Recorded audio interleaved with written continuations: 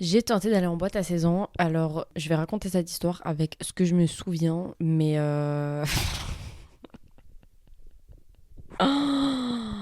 une soirée vraiment de débauche, quoi. Genre, je sais même pas par où commencer. En gros, à l'époque, j'étais pote avec une pote de pote. C'était pas vraiment ma pote, en fait. C'était une meuf, on va l'appeler Sabrine, genre. Et en mode, on s'est dit, ah ouais, viens, on va en boîte ensemble et tout, trop bien, genre. À 16 ans, bah, bien évidemment que, genre, on va en rentrer en boîte, en fait. Si on est habillé t'as capté, on va passer, genre, on va rentrer, c'est sûr. Et mais le truc, c'est que mes parents, bien évidemment, qu'ils n'étaient pas au courant, donc je pouvais pas, j'étais pas dans la mesure ni dans la capacité de sortir de chez moi habillée, sapée et tout. D'accord. C'est-à-dire que je suis sortie en mode normal. J'ai rejoint ma pote en bas de chez elle à genre 19h, tu vois, parce qu'elle avait des parents très stricts. Qu'est-ce que j'avais dit, moi? J'avais dit que je dormais chez elle.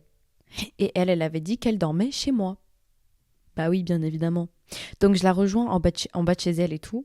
Et genre je vois sa mère et tout. Enfin bref. Et elle descend et elle me dit... et du coup je suis en mode mais du coup on va se changer où genre? Parce qu'on pouvait pas monter chez elle parce que ses parents étaient trop stricts. Vous savez ce qu'elle m'a dit?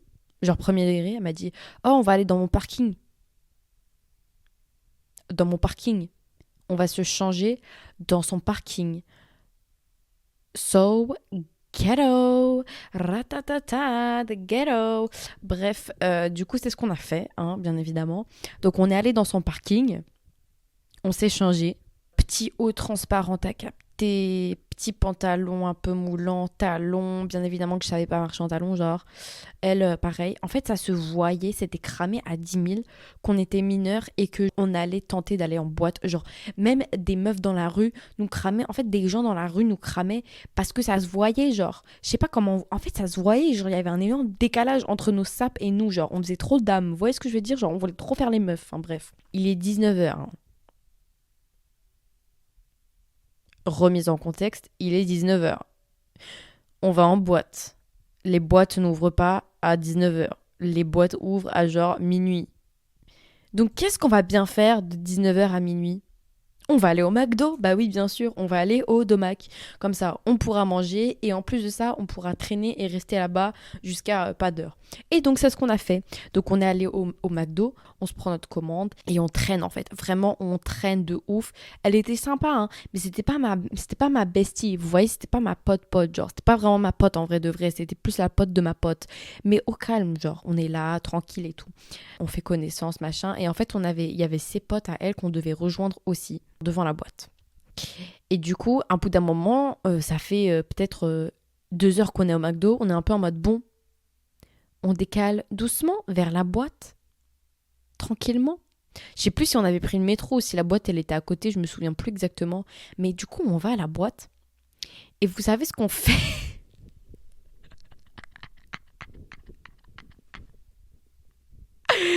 Vous savez ce qu'on fait? Et c'est tellement ghetto, wesh. C'est so ghetto. Vous savez ce qu'on fait? On est là, genre, on arrive devant la boîte à 22h, les refs. En fait, on est là en mode, mais qu'est-ce qu'on fait et tout? Et là, elle me dit, viens, on va dans un hall d'immeuble.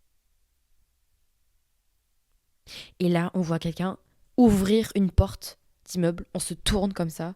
On est en mode go. Et on court. Et on chope la porte. Et on rentre à l'intérieur. Et là, on est dans le hall d'immeuble. Pourquoi est-ce qu'on est allé dans un hall d'immeuble? Parce qu'il faisait froid. Et qu'on n'avait pas de manteau.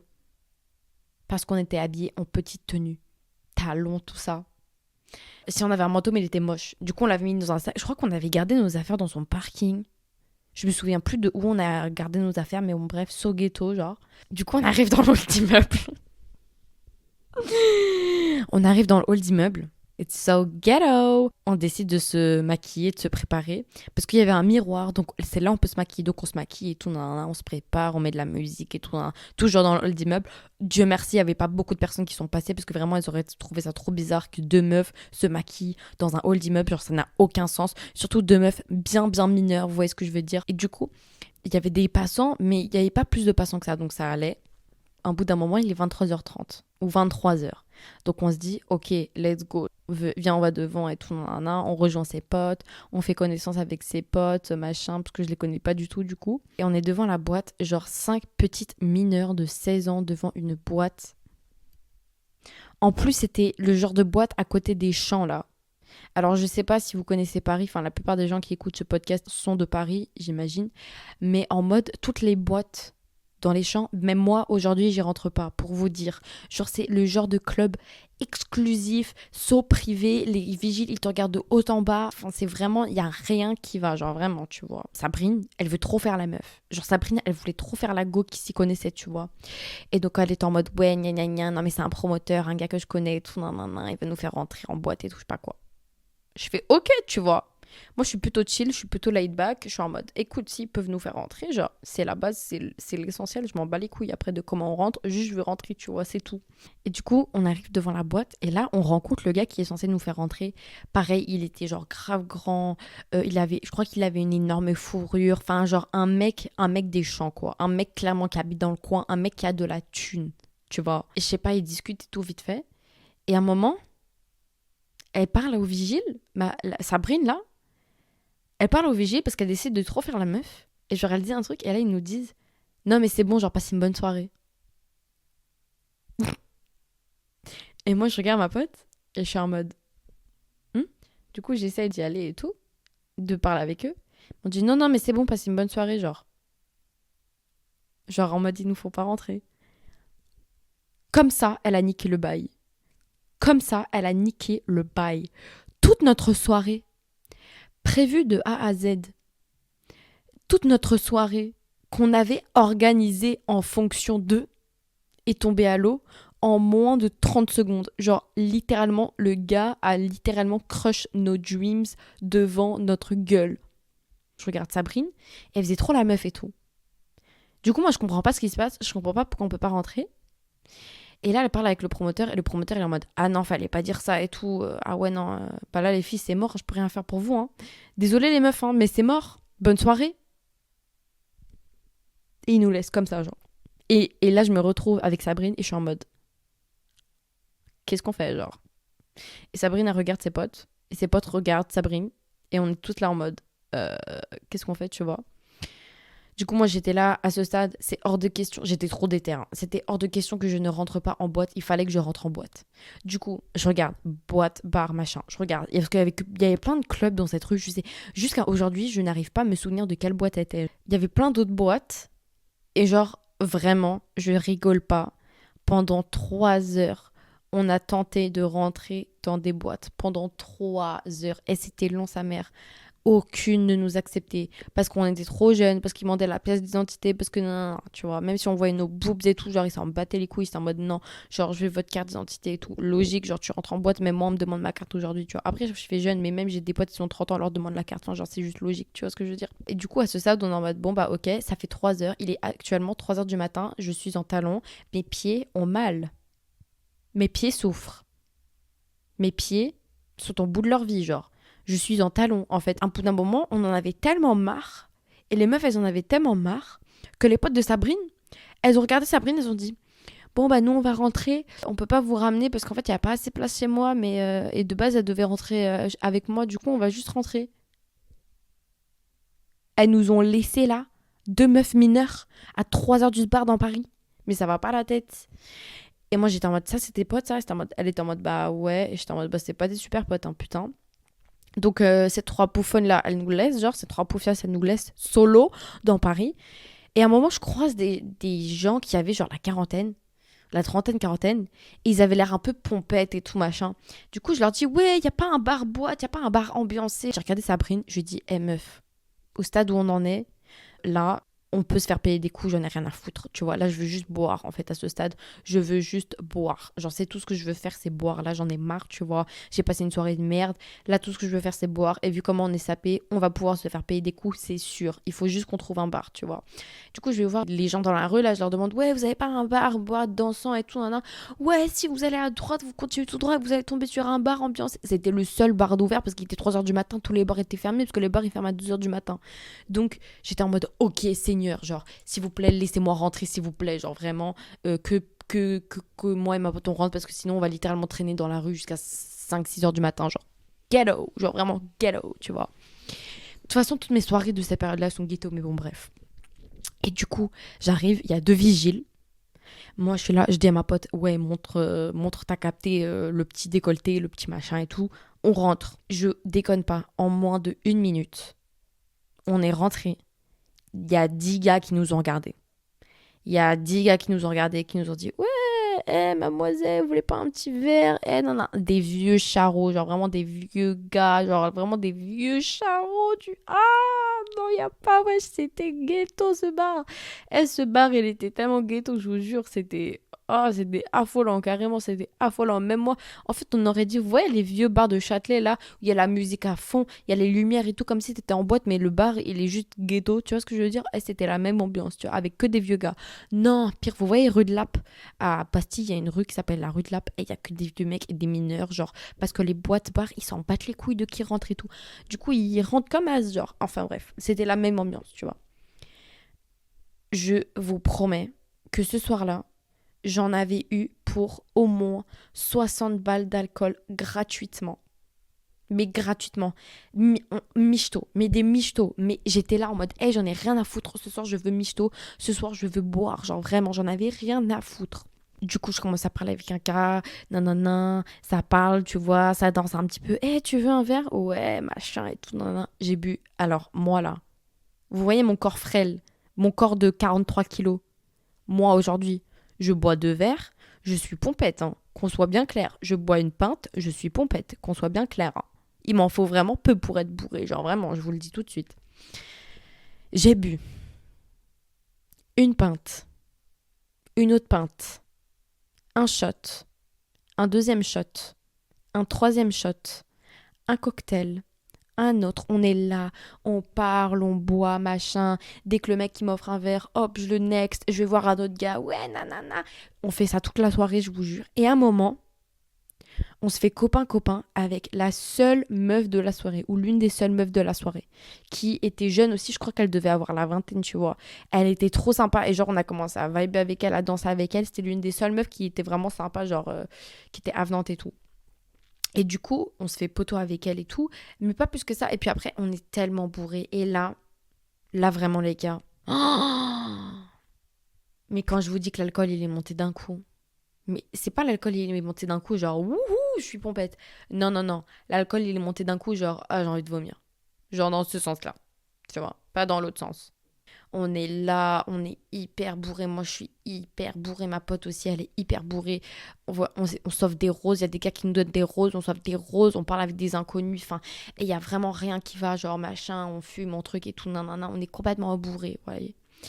Et là, moi, je commence à avoir un mal de ventre. Mais un mal de ventre. Un mal de ventre. T'as peur. Désolée, ma capuche, elle me gêne. Du coup, c'est pour ça que j'arrive pas de remettre ma capuche en moi là. Bref, un mal de ventre, t'as peur, un mal de ventre. Moi, en fait, à l'époque, je buvais énormément au lycée. Genre, vraiment, je buvais, genre, vraiment, mais quand je vous dis beaucoup, c'est genre vraiment beaucoup, genre de l'alcool pur et tout. Et en fait, j'avais très souvent mal au ventre parce que mon ventre ne supporte pas ce mélange d'alcool hard. Vous voyez ce que je veux dire? Vodka, rhum, tout ça, ça fait pas un bon mélange et mon ventre ne supporte absolument pas, genre vraiment. Et là, je commençais à avoir mal au ventre. Mais mal au ventre, genre, j'avais un mal de ventre, mais c'était tellement horrible que je pouvais même pas me lever. Et à un moment, j'étais en mode, non, mais c'est pas possible, faut que j'aille vomir. C'est pas possible, là, faut que je me fasse vomir, c'est pas possible. Vraiment, je vais pas bien, j'ai l'impression je vais mourir, genre. Vraiment, j'avais l'impression que j'allais die, genre.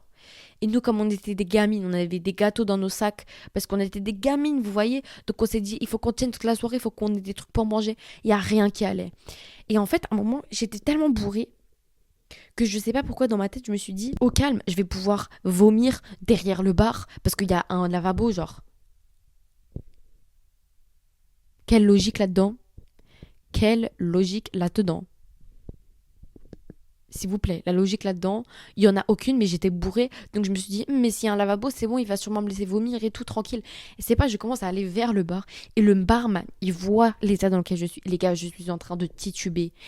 Mais comme je n'ai jamais titubé dans ma life, ouais, ça faisait comme dans les films, je vous jure, c'est pas une blague. Vous voyez les films là, ça fait ça et tout, nanana, la même chose, mais vraiment littéralement la même chose.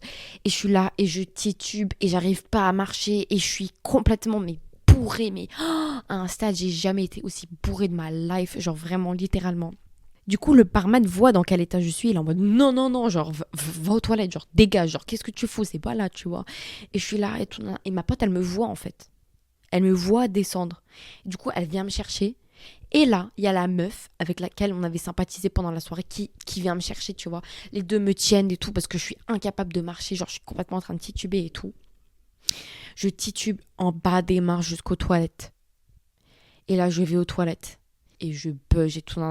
Et là, il y a la meuf avec qui on avait sympathisé qui nous regarde là et qui nous dit, les filles, vous avez quel âge?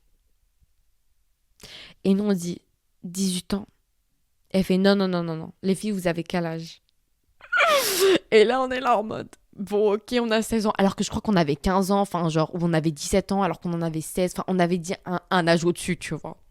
Et là, elle fait, je le savais. Et vraiment, mais c'était le happening de la soirée. Hein. Il y avait la meuf, il y avait le barman, il y avait le vigile. Frère, il y avait tout le monde pendant que je vomissais, genre. La meuf, mais elle nous a regardé là. Elle était là en mode, non, mais les filles, en fait, parce qu'elle voit ma pote qui est morte, ivre morte. Moi, qui est en train de vomir sur les toilettes, genre, elle est en mode, les filles, ce soir, vous rentrez avec moi. Parce qu'elle savait très bien on allait nulle part où aller, genre. Elle voyait très bien on avait nulle part où aller, genre. Si on sortait là, frère, on allait aller dans la rue, genre littéralement. En plus, il faisait froid et tout. Enfin, on avait nulle part où aller, genre littéralement, tu vois. Et là, elle fait, les filles, vous venez avec moi, vous rentrez avec moi ce soir, vous allez rentrer avec moi en hitch, je vais vous prendre un hitch, vous rentrez avec moi ce soir, je veux pas d'histoire, rien, juste rentrez chez moi ce soir et vous serez avec moi en sécurité au chaud. Un ange tombé du ciel, les gars. Un ange tombé du ciel. La vie de Wam. Si elle n'avait pas été là ce soir-là, je ne sais pas dans quel état j'aurais terminé. Je ne sais pas comment on aurait fini la soirée. Je vous jure, cette meuf nous a sauvé notre soirée, nous a sauvé la vie carrément, genre. Jusqu'à aujourd'hui, genre, je pense encore à elle. Vous voyez ce que je veux dire? Alors que la go, je sais pas qui elle est, je sais pas comment elle s'appelle. Un bout d'un moment, en fait, elle était avec des gars qui étaient trop bizarres, genre eux aussi, ils étaient trop chelous, genre ils fumaient de ouf du shit et tout, ils étaient trop bizarres, genre. Mais bon, bref, elle était avec eux, j'imagine que c'était leur coloc ou je sais pas quoi. Du coup, elle attend, du coup, on doit attendre qu'ils finissent, que machin, et du coup, on est là, et l'attente, elle est interminable, parce que à ce stade, il doit être genre 4-5 heures du matin, tu voyez. Et du coup, genre vraiment, il était tard de ouf, et moi, j'étais au bout de ma vie, j'avais qu'une envie, c'était de rentrer. C'est pas, elle commande un hitch, et puis genre, il fallait attendre le hitch, et on mettait genre 20-30 minutes à attendre le hitch, et après le hitch, il est arrivé, et genre, à un moment, je croyais que j'allais vomir. Du coup, on s'est arrêté en plein périphérique parce que j'ai cru que j'allais vomir. Mais moi, je savais pas que quand tu vomis dans un taxi, tu payes cher. Tu payes 50 euros hein, si tu vomis dans un taxi. Hein. Tu payes 50 euros, c'est à ta charge, genre, ce qui est logique en soi. Mais moi, je savais pas. Donc, j'étais en mode sans pression. Non, mais au pire, je vomis dans le taxi, c'est pas grave. Mago. Non, tu te vomis pas dans le taxi en fait, c'est pas possible genre. Du coup, on s'est arrêté sur un périphérique, j'ai cru que j'allais vomir et en fait, j'ai pas vomi. Et du coup, on a recommencé, on a pris la route et tout nanana. On arrive chez elle, un appartement genre ça puait la bœuf, ça puait la clope. Moi, je suis arrivée, elle nous a donné la chambre, une chambre au hasard, elle nous a dit dormez là. Vraiment, je suis arrivée, je me suis mais avachie sur le lit frère avec mon manteau, tellement c'était ghetto, genre je me suis juste avachie. Ouais, je me suis juste avachie sur le lit. Et ma pote, après, elle a décidé de continuer la soirée avec les vieux mecs qui étaient chelous et la meuf. Parce que du coup, ils étaient rentrés entre-temps. Et genre, elle a passé la soirée à fumer avec eux et tout. J'étais là dans ma tête en mode, mais comment elle fait pour tenir? Frère, t'es morte ivre et t'as encore envie de fumer? Mais wesh, quel bail? Genre, dors un moment. Genre, non, je sais pas et tout. Enfin, j'étais choquée de sa résistance, genre, carrément. Un moment, du coup, c'est le matin. On se réveille. Et il devait être genre 8-9 heures. J'allume mon téléphone et tout, nanana, je regarde ma pote et tout, machin. On se retrouve dans cette chambre, en fait. Et je suis vraiment là en mode, mais... En fait, ça va, genre, je suis en vie, genre, ça va, wesh. Je suis pas morte. C'est un truc de ouf, quand même. Je me lève et tout, nanana, et je vois la meuf qui est debout. Je dis, est-ce que t'as un truc à manger par hasard? Elle me dit, oui, oui, serre-toi. Vraiment, va dans la cuisine et serre-toi et tout. Y a pas de souci, ma chérie. Genre, vraiment, y a aucun problème. Serre-toi, fais comme chez toi et tout. Non, non. Et du coup, je vais dans la cuisine. Je me souviens, je prends une baguette. Et en fait, on avait encore une rose chacune parce qu'il y avait un vieux mec. Vous savez, les mecs qui donnent des roses, là. Ils nous avaient donné des roses. Je crois qu'on n'avait même pas payé ou je crois les mecs, ils les avaient payés pour nous. Enfin, bref, je me souviens plus, mais on avait 2 roses. Et ma pote, elle se réveille. Elle mange rien. Elle boit rien. Elle est en mode, ok, let's go. C'est parti. Genre, viens, on y va. Et je suis en mode, waouh, ok. T'as une résistance de fou. fou, mais soit. Moi, j'ai besoin un peu de temps pour me réveiller, tu vois. Du coup, on va voir la meuf. Et elle était partie se recoucher. Et du coup, on lui donne des roses, on lui fait un bisou sur la joue, on lui remercie, on lui dit bah merci, tu nous as sauvé la vie, littéralement. Et du coup, je regarde le chemin pour rentrer chez moi, les gars. Elle habitait à 15 minutes à pied de chez moi. Elle habitait à côté de chez moi, genre. J'étais choquée, vraiment, j'étais choquée. J'étais en mode, mais c'est vraiment un signe de Dieu. Si ça, c'est pas un signe de Dieu, si ça, c'est pas un signe de Dieu, je ne sais pas quel autre signe. Enfin, un ange gardien tombé du ciel m'a aidé vraiment ce soir-là. Et j'ai eu plein de coïncidences dans ma vie qui font que je crois au destin, je crois aux anges, aux trucs comme ça, parce que j'ai eu trop de situations, comment j'étais dans le danger, genre littéralement, et on m'a sauvé la vie, enfin, dans plein de circonstances différentes. Et du coup, là, je rentre, comme si j'avais dormi chez ma pote, comme si de rien n'était, et je me regarde dans le miroir, dans le hall, et je suis en mode, mais qu'est-ce que j'ai foutu hier soir, genre vraiment, qu'est-ce que j'ai fait, genre vraiment, mais... plus jamais je fais ça. Je me suis vraiment dit, mais plus jamais je fais ça de ma vie. Et je suis arrivée le lendemain matin, j'ai dit bonjour à mes darons, comme si de rien n'était. Ils m'ont demandé si ça avait passé une bonne soirée. J'ai dit oui, c'était super sympa. Ses parents étaient super sympas. Et voilà, c'est la fin de cette histoire. J'espère que vous avez kiffé. Il m'est arrivé plein de dingueries comme ça. Et du coup, je vais continuer à raconter des histoires. Mais du coup, si j'ai une leçon à apprendre de cette histoire et à partager avec vous, ce serait n'essayez pas de rentrer en boîte mineure parce que vous ne rentrerez pas. Voilà, c'est tout ce que j'ai à dire. Sur ce, bonne soirée ou bon après-midi ou bonne journée, je ne sais pas. Mais voilà, j'espère que vous avez kiffé cet épisode.